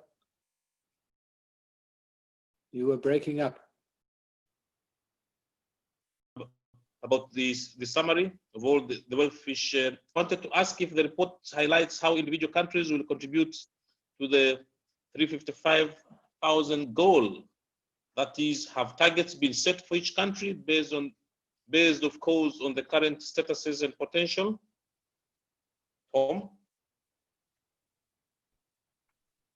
No, we did not look at various countries. Our approach was to look at clusters and particular value chains, and we did not specifically look at countries as individual production units. Okay, thank you. Another question? So, Prof. Tom, based on that question by Edith, what does it mean for us as SADC now? Does it mean now we need to take each cluster and engage those countries that contribute to that cluster to talk now targets and further planning, or what should be the next steps? There are a multitude of steps. I was just commenting in terms of the production potential that was based largely on clusters and on value chains rather than individual countries. But for example, if one is now looking at the promotion of the tilapia cluster, the tilapia value chain,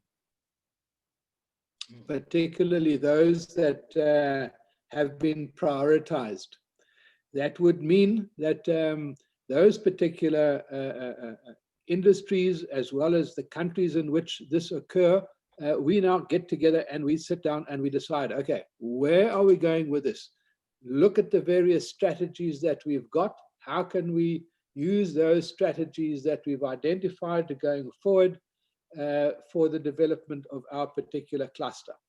That's the way that I see it moving forward, Moseki.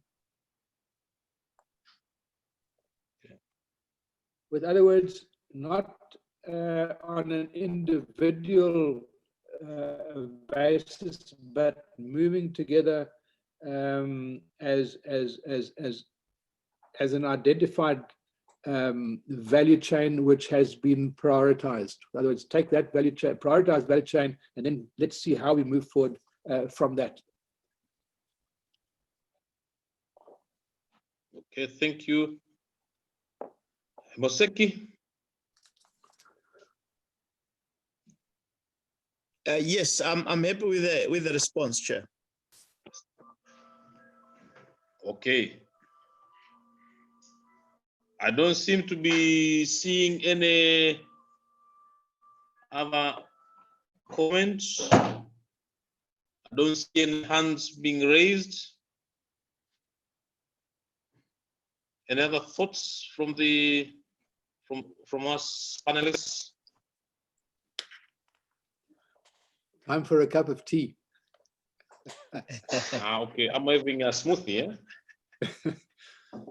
No, I think, Chair, I think we have explored all the issues from the 3 presentations since the last 3 weeks.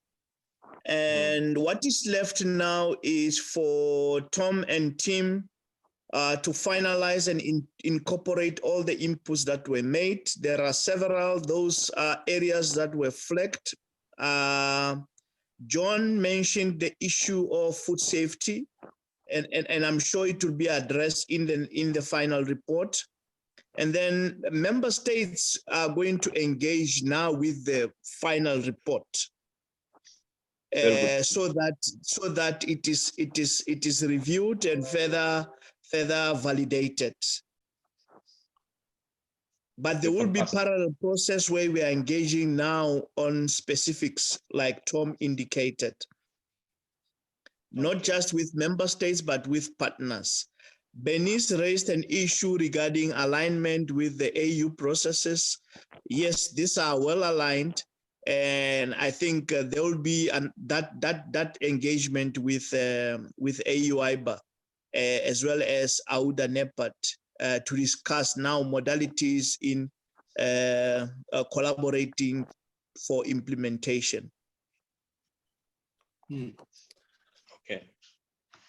Yeah, fantastic. I think it has come a timely. Okay. You go yes. On.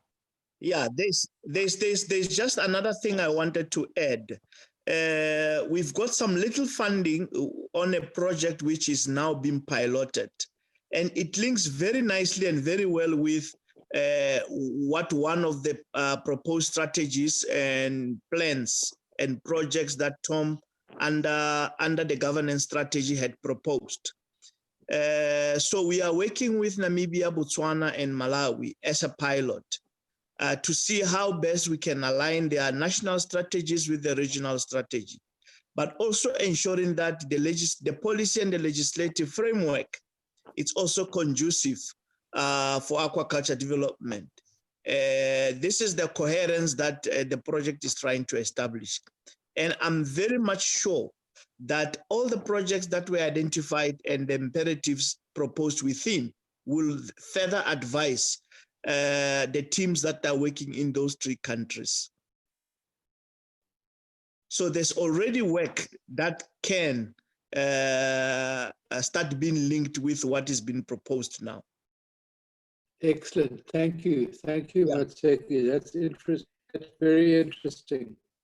Yes, Sloans and Alusha are here. They are working with us in Namibia and Malawi.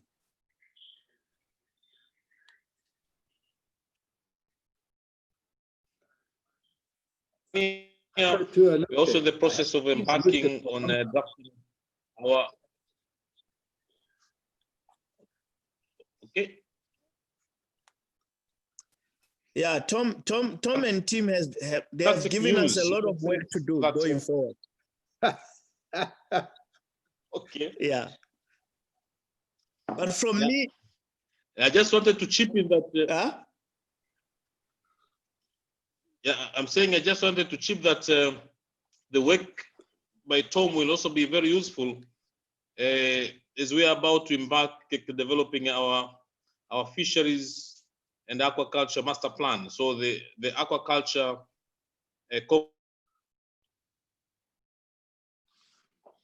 from these inputs and even our thoughts. Okay, no, that's great. That's excellent. That's excellent. Yeah.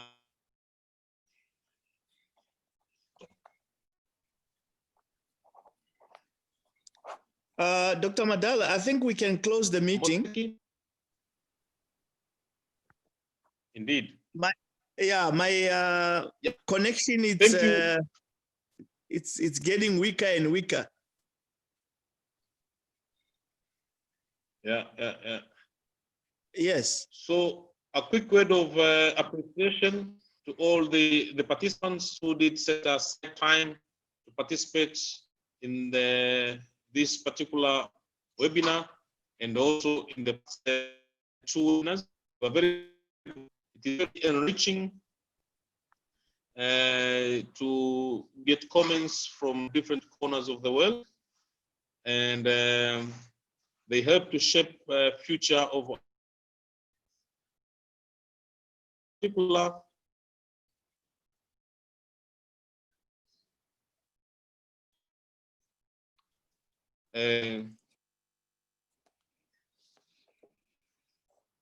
Eventually, they pave way to development of a vibrant and robust aquaculture industry in our region. Also,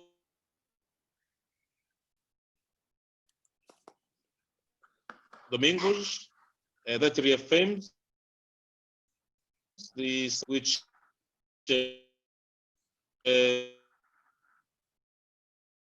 attached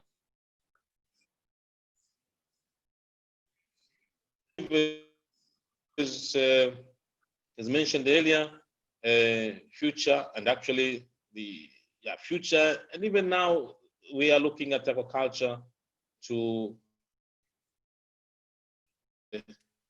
supply in our countries and in our region in general. Thank you very much to all the participants. Moseki, back to you. Thank you, Chair. I don't have much to say, but to say thank you to everybody. Thank you to the team that had put together this webinar, to the technical team that has put together the presentations, from Jim, Grant, and Prof. Tom, together with participants who have provided inputs throughout the series, but also the country focal points for aquaculture who have made this report what it is now and what it looks like.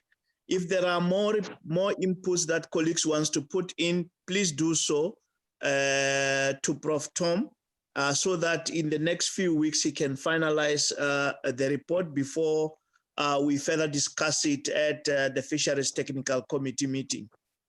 Without further ado, Chair, I think we've run out of time. It's a Friday. I'm sure people wants to travel or wants to do other things. We've taken almost two hours of their time. We appreciate and we really thank them for their support. And thanks to you, Chair. It's your last time you are chairing a SADC meeting, because next month Mozambique is taking over.